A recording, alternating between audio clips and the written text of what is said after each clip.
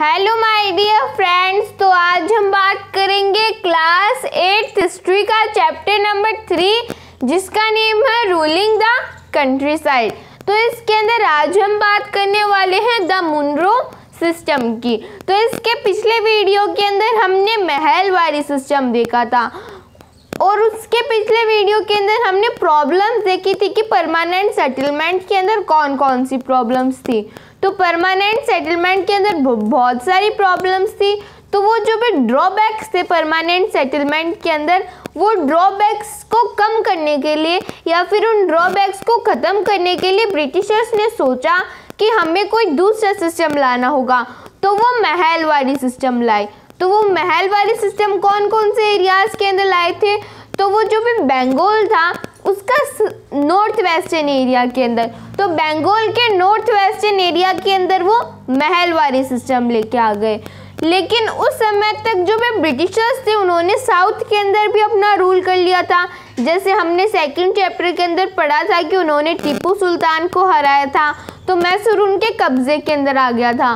तो ब्रिटिशर्स ने सोचा कि हमें ये जो मैसूर है इसके अंदर भी महलवारी सिस्टम को इंट्रोड्यूस करना होगा।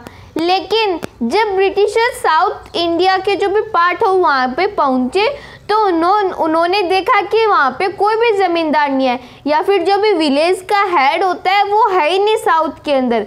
तो साउथ के अंदर ब्रिटिशर्स को बड़ा अजीब लगा। तो हमने देखा था महलवारी सिस्टम के अंदर जो भी रेवेन्यू को कलेक्ट करने का काम कौन करता था? जो भी विलेज का हेड होता था वो कलेक्ट करता था रेवेन्यू को। लेकिन साउथ के अंदर तो कोई विलेज का हेडमैन होता है भी नहीं था। तो ब्रिटिशर्स ने सोचा कि यहाँ पे हम महलवारी सिस्टम तो नहीं ला सकते, तो उन्होंने दूसरा सिस्टम लेके आए, वो जिस सिस्टम का नाम था द मुनरो सिस्टम। तो वो मुनरो सिस्टम लेके आए, और ये जो मुनरो सिस्टम है इसी को ही हम रियोटवारी सिस्टम भी बोलते हैं। फाइन। तो परमानेंट सेटलमेंट को नीड फॉर चेंज, हमने ये हमारे पिछले वीडियो के अंदर भी देखा था कि जो भी परमानेंट सेटलमेंट है उसको चेंज करने की हमें ज़रूरत है।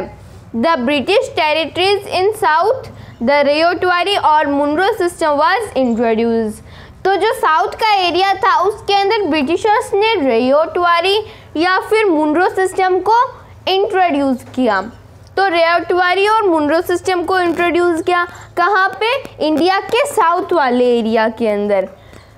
तो tried on a large scale bye captain Alexander read. तो ये जो मुनरो सिस्टम है या फिर जो रियोटवारी सिस्टम है ये छोटे स्केल के ऊपर या फिर छोटे ग्राउंड के अंदर सिर्फ और सिर्फ मैसूर वाले एरिया के अंदर, जो टीपू सुल्तान की डेथ के बाद में ब्रिटिशर्स के अंडर के अंदर जो भी एरिया आया था टीपू सुल्तान का, तो वो एक छोटा सा एरिया था। तो उसी छोटे से एरिया के ऊपर कौन लेके आया था ये मुनरो सिस्टम?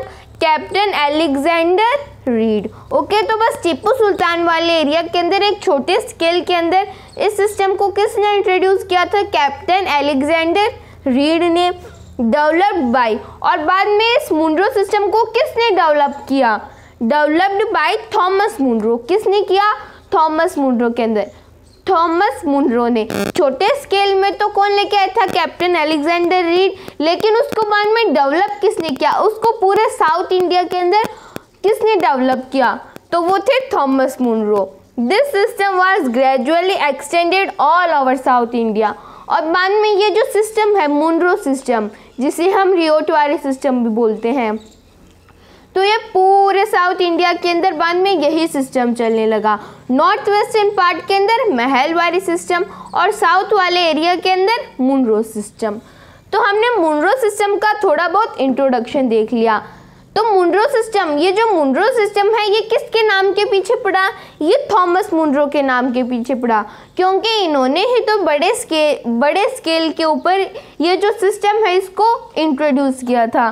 तो पूरे साउथ इंडिया के अंदर ये थॉमस मुनरो, ये जो पूरा साउथ इंडिया है इसके अंदर ये जो मुनरो सिस्टम है ये किसने डेवलप किया था? ये थॉमस मुनरो ने किया था।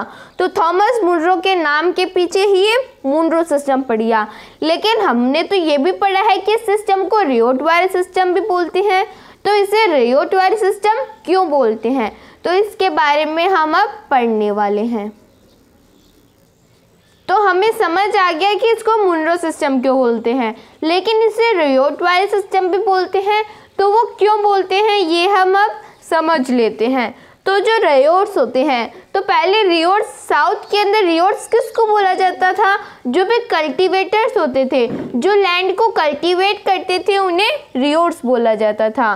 तो स्मॉल कल्टीवेटर्स इन साउथ इंडिया, जो भी साउथ इंडिया था, इंडिया का जो भी साउथर्न पार्ट है, उसके अंदर जो भी छोटे छोटे कल्टीवेटर्स होते हैं, जो लैंड को कल्टीवेट करते हैं, जो फील्ड्स को ग्रो करते हैं, जो क्रॉप को ग्रो करते हैं, तो उन्हें कल्टीवेटर्स बोला जाता है। तो कल्टीवेटर्स, जो कल्टीवेटर्स होते हैं, जो छोटे छोटे कल्टीवेटर्स होते हैं, उनको रियोट बोला जाता है साउथ इंडिया के अंदर। इन साउथ इंडिया के अंदर देयर वर नो ट्रेडिशनल जमींदार। से तो मैंने आपको पहले भी बता दिया था कि जो भी साउथ इंडिया है, इंडिया का जो भी साउथर्न पार्ट है, उसके अंदर कोई भी ज़मींदार नहीं है। There were no traditional zamindar in southern part of India. Settlement was to be directly with ryots. तो ये जो भी सेटलमेंट है या फिर ये जो टैक्स लेने का तरीका ही है, ये सीधा रियोट्स के साथ में होता है। तो ये सीधा रियोट्स के साथ में होता है। इसके अंदर बीच में कोई ज़मींदार या फिर विलेज के हेडमैन ये सब कुछ नहीं आते हैं, ये सीधा रियोट्स के साथ में होता है। Settlement was to be directly with ryots. There field had to be carefully and separately surveyed. उनका जो भी खेत होता है, फील्ड मतलब खेत, तो उनके खेत को केयरफुली मतलब ध्यानपूर्वक, एकदम ध्यान से ब्रिटिशर्स चेक करते हैं एंड सेपरेटली सर्वेड, और सेपरेटली सर्वे किया जाता है। हमने देखा था कि महल वाले सिस्टम के अंदर ऐसा नहीं होता। उसके अंदर सभी हर के फील्ड्स को, हर इंडिविजुअल के, जो भी वहाँ के जितने भी पर्सन्स होते हैं, उनके फील्ड्स को साथ में गिना जाता है और बाद में पता चल जाता है कि इस इंडिविजुअल के पास में कितनी ज़मीन है और किसी इंडिविजुअल के पास में कितनी ज़मीन है।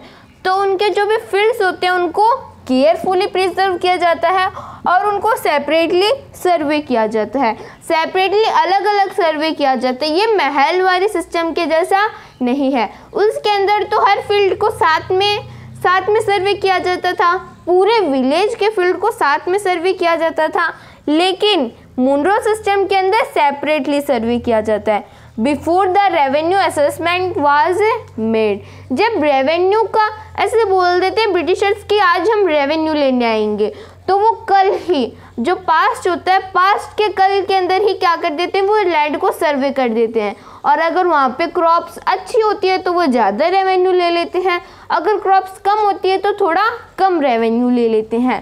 तो इसके अंदर जो भी रेवेन्यू है वो फिक्स नहीं है, तभी तो वो सर्वे करते हैं, क्योंकि रेवेन्यू फिक्स नहीं है। अगर रेवेन्यू फिक्स होता तो ब्रिटिशर्स को सर्वे करने की ज़रूरत ही नहीं होती, क्योंकि उन्हें पता है कि हमारे पास इतना पैसा तो आना है। तो इसके अंदर सबसे बड़ा ड्रॉबैक क्या था परमानेंट सेटलमेंट के अंदर? सबसे बड़ा ड्रॉबैक यही तो था कि जो रेवेन्यू था उसको परमानेंटली फिक्स कर दिया था, लेकिन इसके अंदर रेवेन्यू को परमानेंटली फिक्स नहीं किया। उन्होंने बोला कि हम आपकी लैंड को सर्वे करेंगे, अच्छी तरह से चेक करेंगे, अगर आपकी लैंड के ऊपर क्रॉप्स अच्छी ग्रो होती है तो हम उस अकॉर्डिंग से आपसे रेवेन्यू ले लेंगे।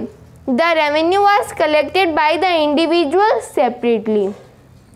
और हर इंडिविजुअल से, वहाँ के हर फार्मर से जो भी रेवेन्यू लिया जाता है वो सेपरेटली लिया जाता है, मतलब अलग अलग, इस फार्मर से इतने रुपए, इस फार्मर से इतने रुपए, तो अलग अलग फार्मर से एक एक करके रुपीस लिए जाते हैं। तो महलवारी में ऐसा नहीं था, महलवारी में विलेज के बिहाफ से वो रुपीस लेते थे और बाद में लोग डिसाइड कर लेते थे कि इसको इतना रुपए देना है, इसको इतना रेवेन्यू देना है, इसको इतना देना है। तो हमने मुनरो सिस्टम को भी अच्छी तरीके से समझ लिया। तो मुनरो सिस्टम के अंदर बाद में ब्रिटिशर्स ने क्या आर्ग्यूमेंट दिया, उन्होंने बोला कि हम एक पैटर्नल फिगर बन के रहेंगे, मतलब जो भी फार्मर्स और हमारे बीच में एकदम सीधा रिलेशनशिप होगा, बीच में ज़मींदार वगैरह को हम इंक्लूड नहीं करेंगे।